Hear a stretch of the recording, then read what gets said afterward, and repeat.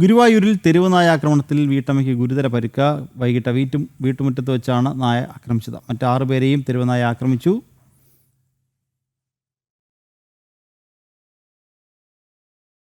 ഇല്ലിക്കാട്ട് വീട്ടിൽ 54 വയസ്സുള്ള വാഹിദയുടെ ചെവിയാണ് തെരുവ് നായ കടിച്ചെടുത്തത്.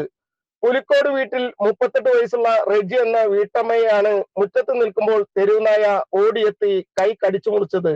കറുപ്പം വീട്ടിൽ അഷ്റഫിനാണ് വീടിന് സമീപം നിൽക്കുമ്പോൾ കാലിൽ തെരുവ് നായ ഓടിച്ചിട്ട് കടിച്ചു മുറിച്ചത്.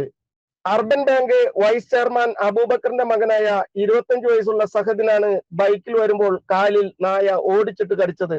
ഇത്തരത്തിൽ തെരുവ് നായ എല്ലാവരെയും ഓടിച്ചിട്ട് കടിക്കുകയായിരുന്നു. രാവിലെയും ഇത്തരത്തിൽ തെരുവ് നായ ആക്രമണത്തിൽ 2 പേർക്ക് പരിക്കേറ്റിരുന്നു. വൈകിട്ടുണ്ടായ ആക്രമണത്തിൽ 2 പേർ മെഡിക്കൽ കോളേജ് ആശുപത്രിയിലും 2 പേർ ചാവക്കാട് താലൂക്ക് ആശുപത്രിയിലും ചികിത്സയിലാണ്. തെരുവ് നായകളെ നിയന്ത്രിക്കാൻ നഗരസഭ യാതൊന്നും ചെയ്യുന്നില്ല.